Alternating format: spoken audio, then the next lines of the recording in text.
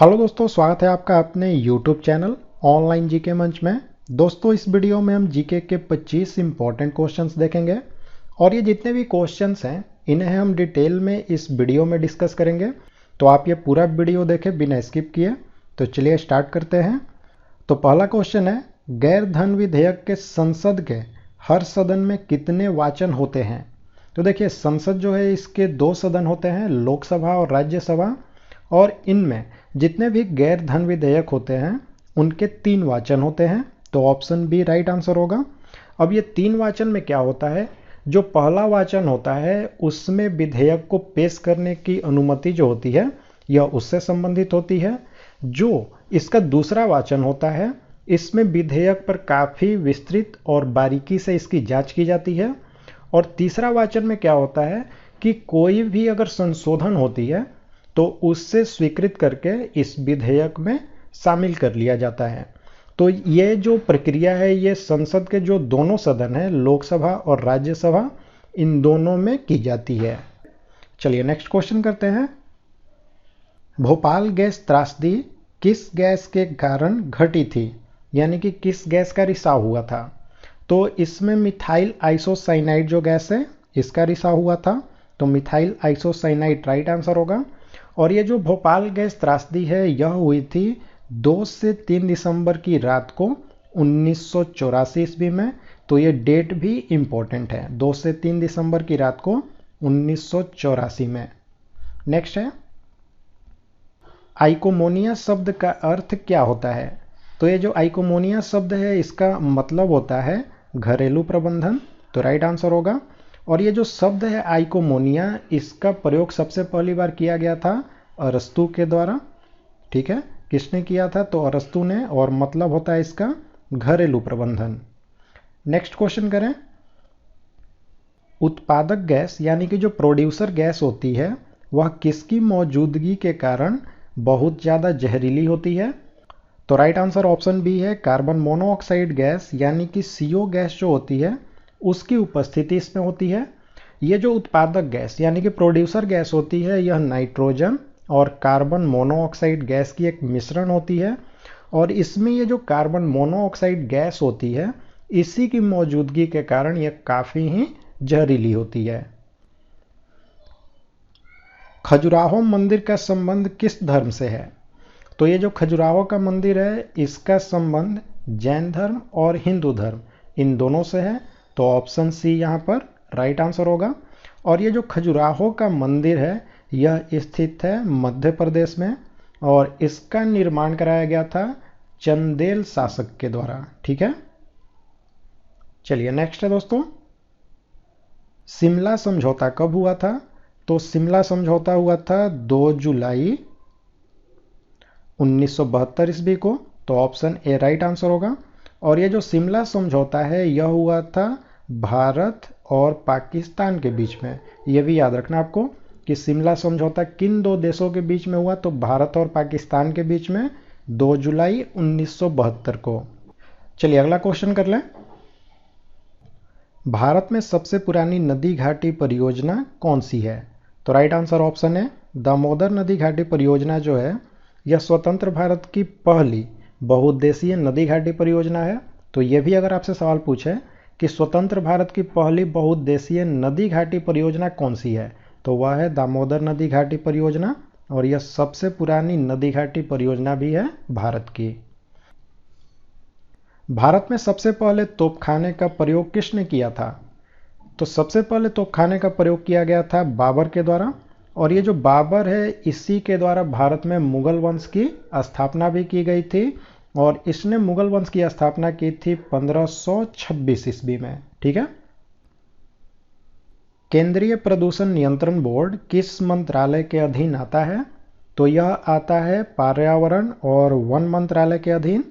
और ये जो केंद्रीय प्रदूषण नियंत्रण बोर्ड है इसकी स्थापना हुई थी 1974 ईस्वी में। तो ये भी याद रखें। नेक्स्ट है दोस्तों, फोटोग्राफी में मुख्य रंग कौन से होते हैं? तो फोटोग्राफी में जो मुख्य रंग होते हैं वह प्राइमरी कलर यानी कि प्राथमिक रंग होते हैं। और ये प्राथमिक रंग कौन कौन से होते हैं? तो लाल, नीला और हरा, यानी कि रेड, ग्रीन और ब्लू जो होता है यह प्राथमिक रंग होता है और इन्हीं 3 रंगों का इस्तेमाल होता है फोटोग्राफी में। तो ऑप्शन सी यहाँ पर इसका राइट आंसर है। पीएच स्केल का परिसर कितना होता है? तो पीएच स्केल जो होता है वह 0 से लेकर के 14 के बीच में होता है। इसमें जो 7 अंक होता है, अगर यहाँ पर पीएच दिखाता है किसी विलयन या किसी वस्तु का तो वह उदासीन को बताता है, ठीक है। अगर 7 से कम किसी वस्तु या विलयन का पीएच मान होता है तो वह अम्लीय होता है, और 7 से ज़्यादा अगर किसी वस्तु या विलयन का पीएच मान होता है तो वह क्षारीय होता है प्रकृति में। तो यहाँ पर पूछ रहा है कि पीएच स्केल का परिसर कितना होता है, तो परिसर होता है 0 से लेकर के 14 तक। तो ऑप्शन सी 0 से 14 राइट आंसर है। रीडिस्कवरी ऑफ इंडिया पुस्तक किसने लिखी थी? तो यह पुस्तक लिखी गई थी मेघनाथ देसाई के द्वारा। तो ऑप्शन सी होगा राइट आंसर। और यहीं पर सवाल अगर ये पूछ दे कि डिस्कवरी ऑफ इंडिया यह किसने लिखी थी, तो यह पुस्तक लिखी गई थी जवाहरलाल नेहरू के द्वारा। भारत में अवशिष्ट शक्तियां निहित होती हैं। तो सबसे पहले हम अवशिष्ट विषयों के बारे में समझते हैं। तो देखिए, अवशिष्ट विषय वैसे विषय होते हैं जो कि न तो संघ सूची में सम्मिलित होते हैं, न ही राज्य सूची में और न ही समवर्ती सूची में। तो ऐसे जो विषय होते हैं उनको हम कहते हैं अवशिष्ट विषय, और इन पर जो कानून बनाने का अधिकार होता है वह केंद्र सरकार को होता है। तो ऑप्शन ए राइट आंसर होगा। और केंद्र सरकार अवशिष्ट जो विषय हैं उन पर कानून किस अनुच्छेद के अंतर्गत बना सकती है? तो संविधान का अनुच्छेद 248 जो है इसके अंतर्गत केंद्र सरकार अवशिष्ट विषयों पर कानून बना सकती है। कौन सा राज्य नर्मदा नदी घाटी का हिस्सा नहीं है? तो राजस्थान जो है यह नर्मदा नदी घाटी का हिस्सा नहीं है। बाकी के जो 3 राज्य हैं, गुजरात, महाराष्ट्र और मध्य प्रदेश, ये तीनों राज्य नर्मदा नदी घाटी के अंतर्गत आते हैं, ठीक है। चलिए नेक्स्ट है, अंकोर वाट मंदिर कहाँ स्थित है? तो ये जो अंकोर वाट मंदिर है यह स्थित है कंबोडिया में। ऑप्शन ए राइट आंसर होगा। और ये जो अंकोर वाट मंदिर है यह भगवान विष्णु से संबंधित है। यह भी पूछा जाता है कि अंकोर वाट मंदिर किस भगवान से संबंधित है। और यह जो अंकोर वाट मंदिर है इसका निर्माण हुआ था 12वीं शताब्दी में, और इसका निर्माण कराया गया था खमेर राजा थे जिनका नाम था सूर्यवर्मन द्वितीय, इन्होंने कराया था। कैल्शियम हाइपोक्लोराइट का सामान्य नाम क्या है? तो कैल्शियम हाइपोक्लोराइट जो है इसका रासायनिक सूत्र पहले आप जानें। तो इसका रासायनिक सूत्र होता है CaOCl2 और इसका सामान्य नाम होता है ब्लीचिंग पाउडर। तो ऑप्शन बी राइट आंसर होगा। अब यहाँ पर सवाल आपसे यह भी पूछा जाता है कि यह जो ब्लीचिंग पाउडर होता है इसका उपयोग किस चीज़ को बनाने में करते हैं? तो क्लोरोफॉर्म गैस जो होती है उसको बनाने में ब्लीचिंग पाउडर का उपयोग होता है। हिंदी रंगमंच का पितामह किससे माना जाता है? तो यह भारतेंदु हरिश्चंद्र जो हैं इनको माना जाता है। और भारतेंदु हरिश्चंद्र जो हैं इनको आधुनिक हिंदी साहित्य का पिता भी कहते हैं। तो ये दोनों क्वेश्चन जो हैं ये काफ़ी इंपॉर्टेंट हैं, तो ये दोनों आपको याद रखने हैं। चलिए अगला क्वेश्चन कर लें। डायोप्टर किसकी इकाई है? तो डायोप्टर जो होती है यह लेंस की क्षमता की इकाई होती है। यह डायोप्टर वास्तव में होती क्या है? तो लेंस का जो फोकस होता है उसका जो व्युत्क्रम यानी कि रेसिप्रोकल होता है उसी को उस लेंस की क्षमता कहते हैं। जैसे कि मान लेते हैं कि कोई लेंस है और उसका फोकस है f, तो उसका जो पावर यानी कि क्षमता होगी वह होगी पावर इक्वल टू 1/f, ठीक है। सौर मंडल का सबसे गर्म ग्रह कौन सा है? तो हमारा जो सौर मंडल है इसमें कुल 8 ग्रह हैं और इनमें से जो सबसे ज़्यादा गर्म है वह शुक्र ग्रह है। यह जो शुक्र ग्रह यह सबसे ज़्यादा गर्म इसलिए है क्योंकि इसके वायुमंडल में कार्बन डाइऑक्साइड गैस पाई जाती है और कार्बन डाइऑक्साइड गैस जो होती है वह गर्मी को अवशोषित कर लेती है। तो सबसे गर्म ग्रह है हमारे सौर मंडल का शुक्र ग्रह और सबसे चमकीला ग्रह भी यही है। और ये जो शुक्र ग्रह है इससे रिलेटेड कुछ और भी क्वेश्चन एग्जाम में आते हैं, जैसे कि इसके कुछ उपनाम हैं जो कि एग्जाम में बहुत बार रिपीट होते हैं। इसे पृथ्वी का वाहन कहते हैं, इसे भोर का तारा कहते हैं और इसे सांझ का तारा भी कहते हैं। तो सवाल इस तरह से पूछा जाता है कि किस ग्रह को भोर का तारा, सांझ का तारा या फिर पृथ्वी की बहन कहते हैं, तो वहां पर आपको राइट आंसर चुनना होगा शुक्र ग्रह को। पाइराइट अयस्क को जलाने पर कौन सी गैस निकलती है?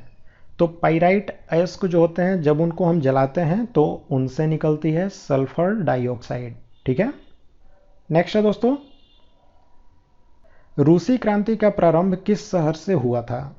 तो रूसी क्रांति जो है इसकी शुरुआत हुई थी 1917 ईस्वी में और इसकी शुरुआत हुई थी सेंट पीटर्सबर्ग से। तो ऑप्शन डी राइट आंसर। निम्न में से सबसे पुराना संगठन कौन सा है? तो यहाँ पर आपको इन चारों में से सबसे पुराना बताने के लिए जानना होगा कि इन चारों की स्थापना कब हुई थी। तो चलिए स्टार्ट करते हैं। पहला है IMF यानी कि इंटरनेशनल मॉनेटरी फंड, इसकी स्थापना हुई थी 1945 ईस्वी में। उसके बाद है FAO यानी कि फूड एंड एग्रीकल्चरल ऑर्गेनाइजेशन, इसकी स्थापना हुई थी 16 अक्टूबर 1945 ईस्वी को। तीसरे नंबर पर है आपका ILO यानी कि इंटरनेशनल लेबर ऑर्गेनाइजेशन, इसकी स्थापना हुई थी 1919 ईस्वी में। और WHO यानी कि वर्ल्ड हेल्थ ऑर्गेनाइजेशन जो है इसकी स्थापना हुई थी 7 अप्रैल 1948 को। तो पूछा जा रहा है कि सबसे पुराना कौन सा है? तो सबसे पुराना यहाँ पर 1919 है जो कि ILO की स्थापना है। तो ऑप्शन सी हो जाएगा राइट आंसर। चलिए नेक्स्ट करते हैं दोस्तों। एनेस्थेटिक के रूप में किसका प्रयोग किया जाता है? एनेस्थेटिक यानी कि बेहोश करने के लिए इनमें से किसका प्रयोग होता है? तो N2O यानी कि नाइट्रस ऑक्साइड जो है इसका प्रयोग होता है। और ये जो नाइट्रस ऑक्साइड है इसी को लाफिंग गैस भी कहते हैं। तो ये भी मोस्ट इंपॉर्टेंट क्वेश्चन है। मनुष्य के रक्त का pH मान कितना होता है? तो यह होता है 7.4। और अभी हमने पीछे एक सवाल में देखा कि pH मान अगर 7 से ज़्यादा होता है तो उसकी प्रकृति कैसी होती है। तो सवाल ये भी पूछा जाता है कि मनुष्य के रक्त का प्रकृति कैसा होता है।